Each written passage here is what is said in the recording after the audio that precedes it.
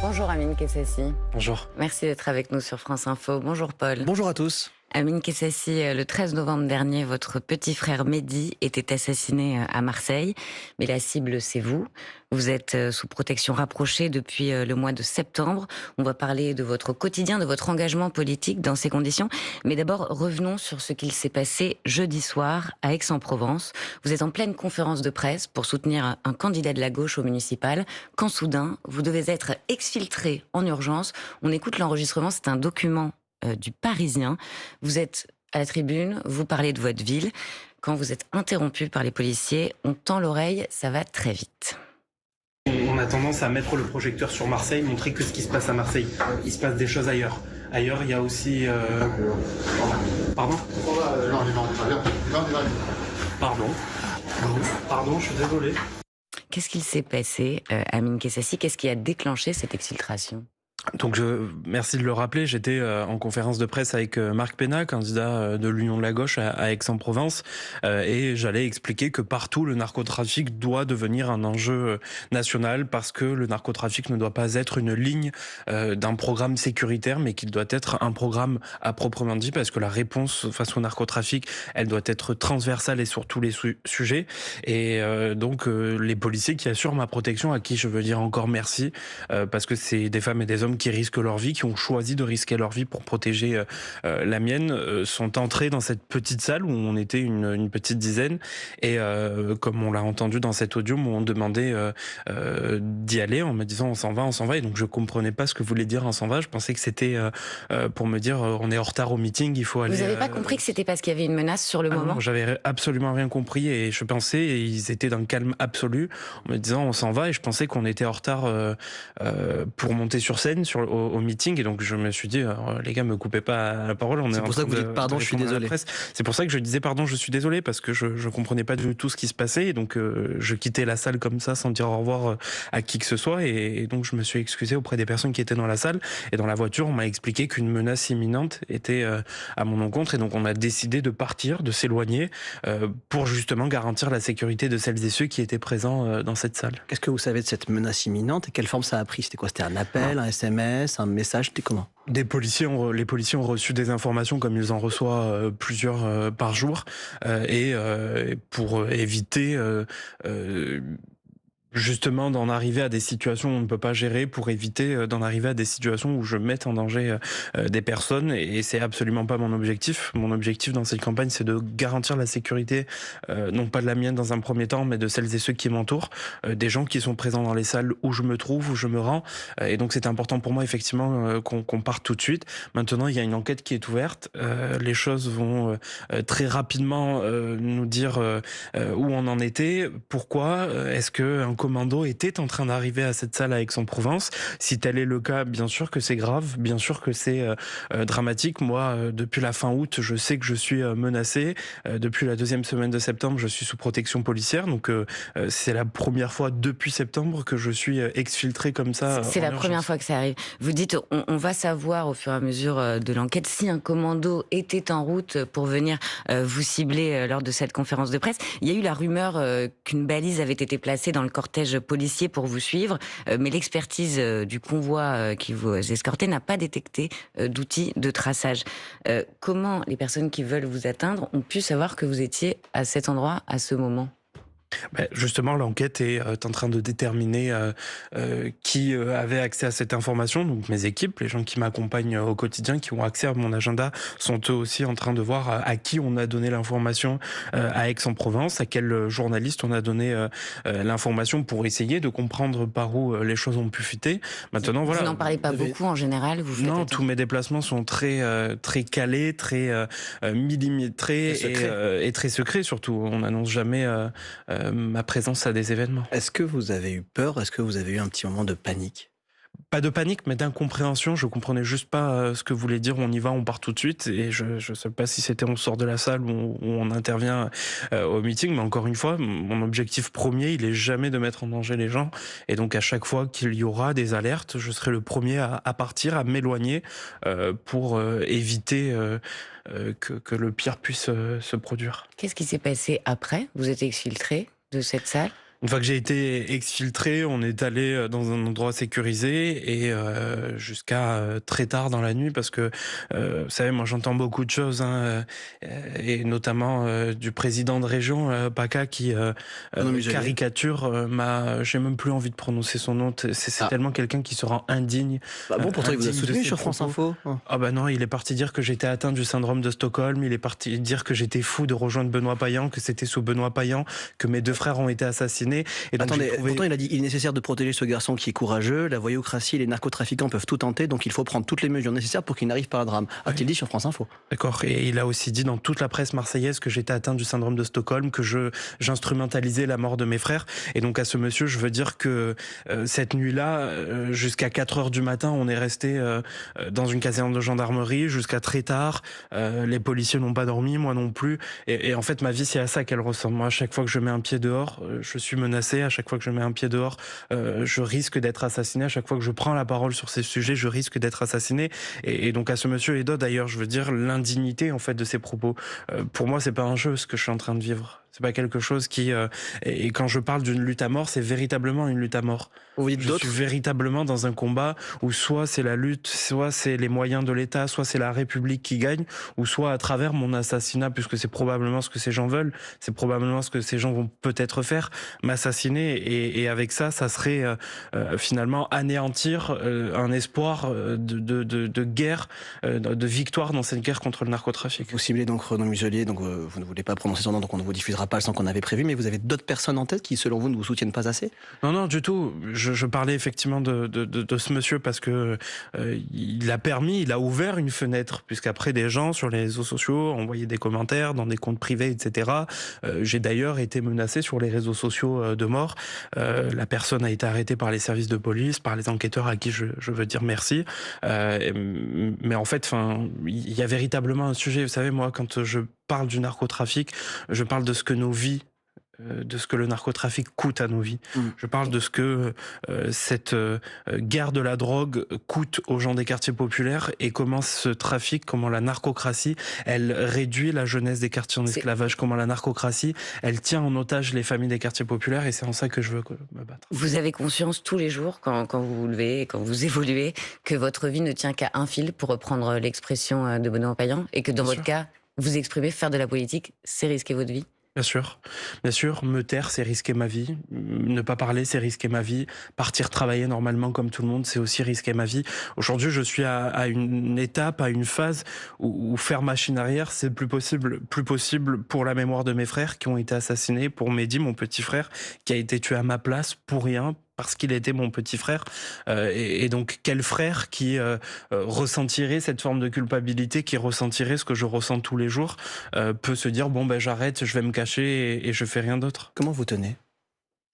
Je tiens parce que les familles, les mamans de ces quartiers, les mères de victimes, ma mère à moi, avec qui j'échange tous les jours, me témoignent finalement leur amitié, leur solidarité, leur compassion, mais surtout leur volonté qu'on aille au bout de cette guerre, qu'on aille au bout de ce combat, de ces mamans de victimes qui tiennent debout, qui ont enterré des enfants, qui sont toujours là, qui tiennent pour leur autre enfant, qui vont travailler, qui se lèvent le matin.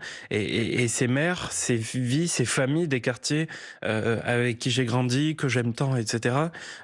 C'est ça qui me fait tenir en fait, c'est de me dire que je suis pas en train de me battre pour demander une augmentation de salaire ou je ne sais quoi. Je suis en train de me battre juste pour dire nous, les habitants des quartiers populaires, on a le droit de vivre. À quoi ressemble votre quotidien? Vous disiez tout à l'heure que vous étiez extrêmement surveillé, vous êtes suivi par des voitures blindées, par des policiers, comment ça se passe?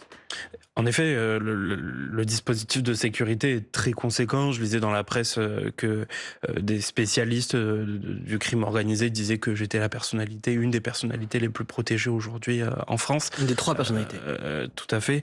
Et donc, à 22 ans, bien sûr que c'est pas une vie. Bien sûr que c'est pas fun. Bien sûr que c'est compliqué. Mais c'est-à-dire que vous n'avez aucune liberté, vous pouvez pas sortir de chez vous sans appeler quelqu'un, lui demander de... je ne fais plus mes courses, je ne vais plus acheter mon pain moi-même, je ne sors pas avec mes amis, je ne suis plus allé nulle part pour manger un bout avec une copine ou pour aller manger un bout avec un ami. Et donc, bien sûr que c'est pas du tout une vie. Et Vous avez êtes dû coupé de vos proches? Pas forcément coupé de mes proches. Parfois, il y a des temps où c'est nécessaire que je sois isolé, que je sois éloigné, etc.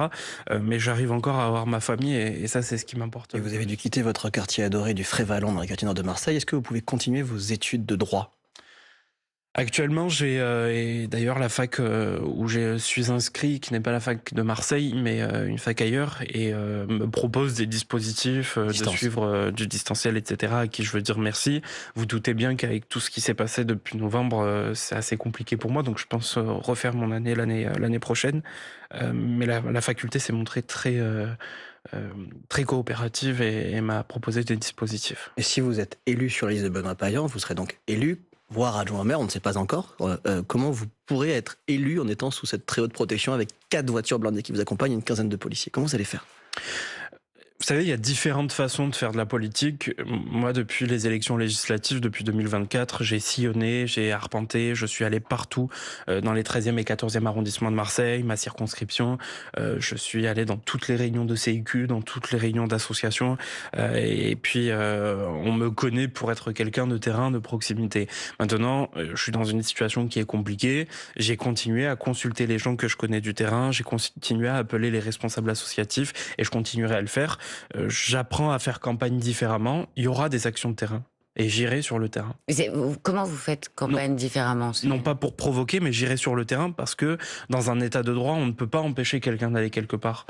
J'y vais pas aller me lever un matin, dire à mes policiers on va aller au cœur de la cité Frévalon, provoquer tout le monde. C'est pas mon intention. Maintenant, je suis candidat à l'échelle de toute la ville, donc je vais pouvoir aller partout. Et puis, comment je fais campagne différemment? On a appris dans des lieux différents qui ne sont jamais les mêmes à recevoir les personnes avec qui je veux échanger, les responsables associatifs avec qui j'ai commencé à participer sur le programme et en fait c'est que ça ne soit pas forcément moi qui aille chez les personnes, mais comment on peut travailler à faire venir les personnes dans des lieux différents à chaque fois pour pouvoir échanger. Quand on est dans cette situation, j'imagine que vous vous dites que ça s'inscrit peut-être dans la durée. Est-ce que vous avez un horizon? Quel est votre horizon? Depuis le 13 novembre, depuis même un peu avant, j'ai un horizon politique pour ma ville. Je sais à quoi, comment je veux que mon action elle résonne sur Marseille, avec le printemps marseillais, comment on voit la ville dans 10 ans, etc. Néanmoins, à titre personnel, j'ai appris à vivre le jour et à me dire que peut-être demain matin, je ne serai plus là.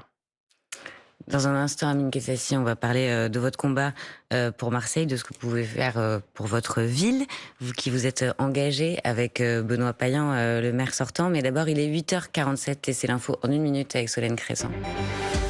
De nouvelles chances de podium pour la France à Milan-Cortina. Après avoir décroché l'or hier en relais mixte de biathlon et l'argent en ski de fond pour Mathis Desloges, les Bleus sont attendus sur l'épreuve du combiné par équipe, nouvelle discipline au JO. Un descendeur associé à un slalomeur. Début de cette épreuve, ce sera à partir de 10h30. 9 CRS comparaissent devant le tribunal correctionnel de Paris. Ils avaient matraqué des manifestants dans un fast-food non loin des Champs-Élysées lors d'une mobilisation des Gilets jaunes. C'était en 2018. Des CRS qui vont répondre de violences volontaires avec plusieurs circonstances aggravantes. Certains encourent jusqu'à 7 ans de prison et 100 000 € d'amende. Un blocage ce matin d'agriculteurs de la FDSEA du Var. Ils ont mis en place un barrage filtrant à l'entrée de la plateforme logistique Le Cas Sud à Luc. Cette plateforme alimente les magasins Leclerc de la région Provence-Alpes-Côte d'Azur. Des agriculteurs qui veulent se faire entendre en pleine négociation commerciale entre grande distribution et fournisseurs. Des attaques russes ont fait 3 morts cette nuit en Ukraine. Elles ont touché la région de Kharkiv ainsi qu'Odessa. Un enfant de 10 ans figure parmi les victimes. France Info. Le 8-30 France Info. Agathe Lambray, Paul Larouturou. Et c'était les titres de Diane Ferchit, bien sûr. On continue avec Amine Kessassi, militant anti-narcotrafic et candidat au municipal sur la liste d'Union de la gauche de Benoît Payan à Marseille. Le drame vous a touché à plusieurs reprises, Amine. Paul, on en parle. Le 13 novembre, la mort de votre frère Mehdi, 20 ans, a bouleversé et Marseille et toute la France. Comme pour la menace qui a provoqué votre exfiltration en urgence jeudi, c'est le PNACO qui est en charge de l'enquête. Que vous disent les enquêteurs presque 3 mois après le décès de votre second frère?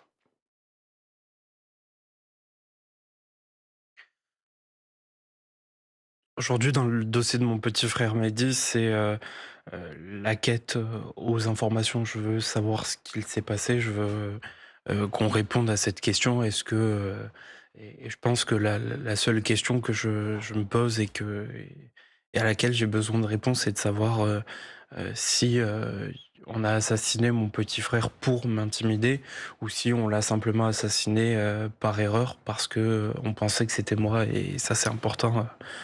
Pour moi de le savoir, et aujourd'hui j'attends toujours ces informations. Il y a une enquête qui est en cours, il y a des moyens qui sont mis dans cette enquête et Ça vous aidera dans le processus de deuil de savoir déjà la cause j'ose l'espérer.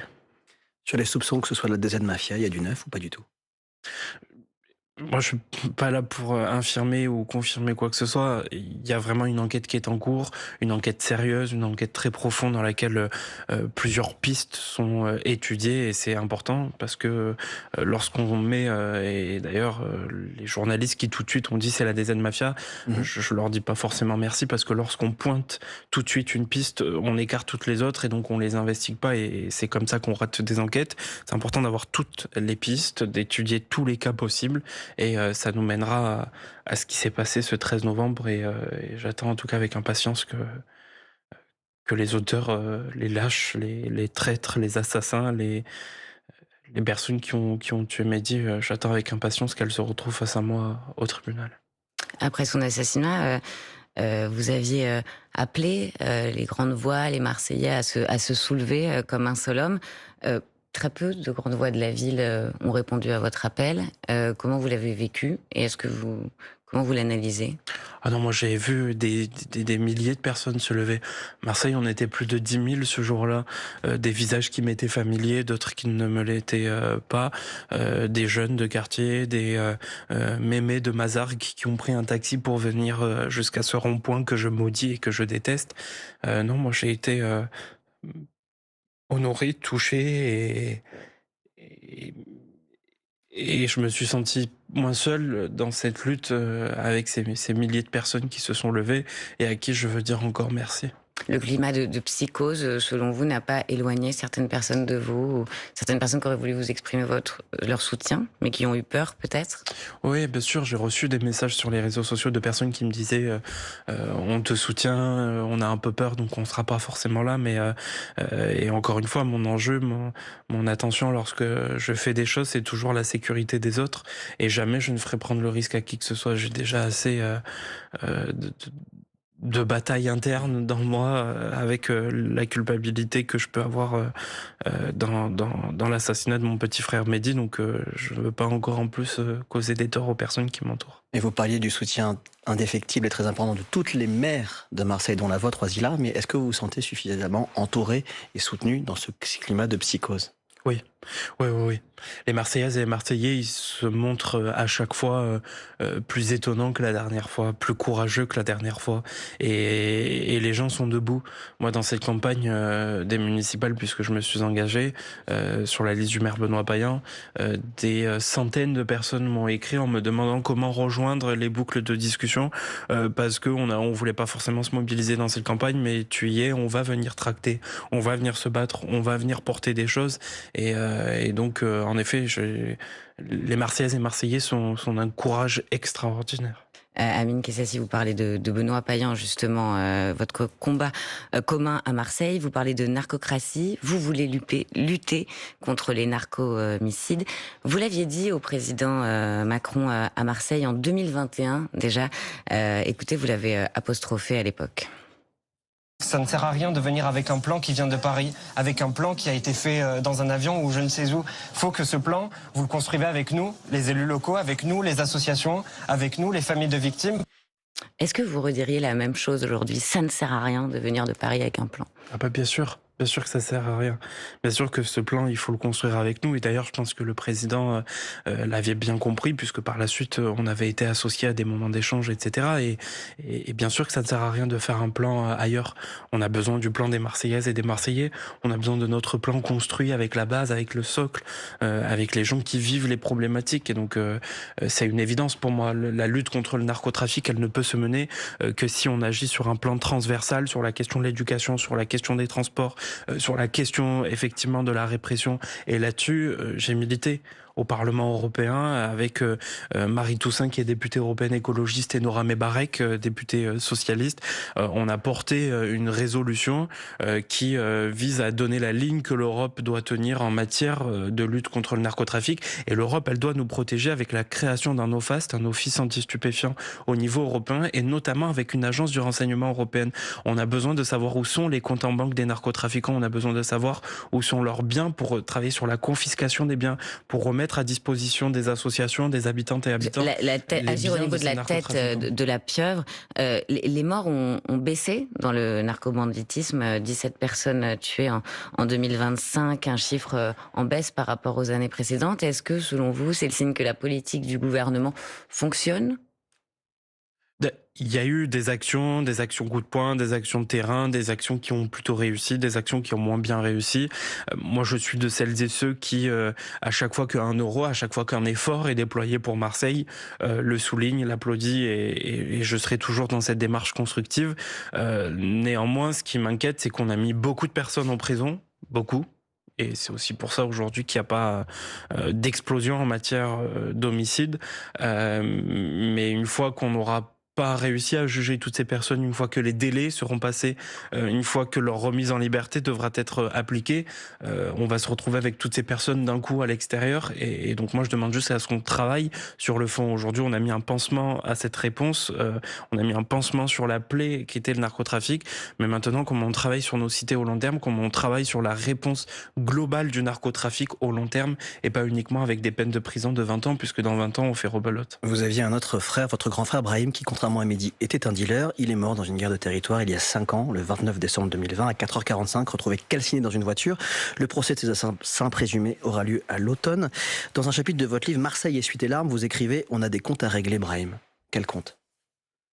On a des comptes à régler, c'est cette expression qui me permet d'expliquer que lorsqu'on parle d'assassinat de personnes, lorsqu'on parle de frères, de pères, d'enfants qui ont été assassinés, retrouvés calcinés dans une voiture, on peut pas parler de règlement de compte. Et moi, je me suis toujours opposé à ce terme. Régler un compte, c'est mener une dispute, c'est mener quelque chose avec quelqu'un.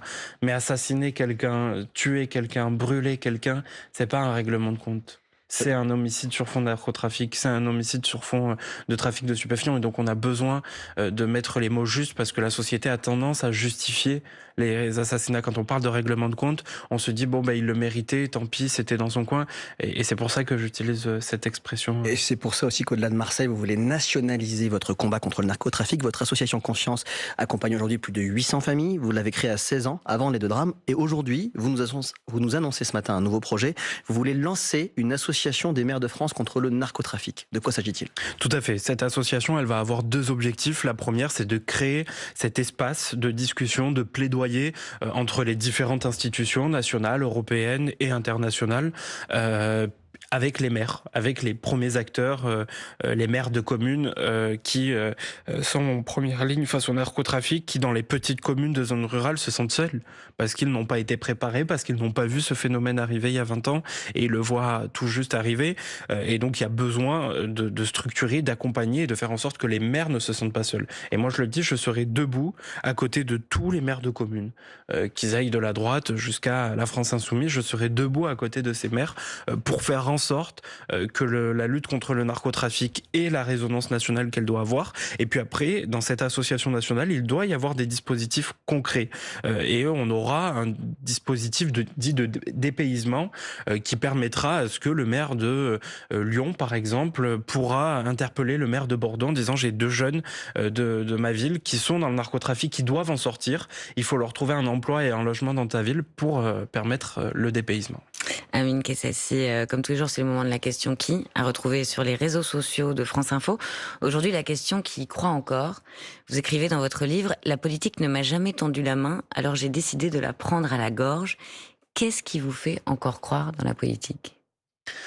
Vous savez, moi, venant de cité, venant de quartier, je sais ce que la politique a comme action concrète sur nos vies. Je sais que c'est les politiques qui, au travers des plans de rénovation urbaine, décident des tailles de nos fenêtres, décident de la forme de nos portes, décident de la couleur de nos halls d'immeubles, décident de si nos rues sont rénovées ou pas, décident de combien de fois il y a des levées de déchets dans nos quartiers par les éboueurs. Et donc, je sais ce que la politique fait concrètement sur nos vies. Je sais que la politique, elle peut nous sortir de cette situation.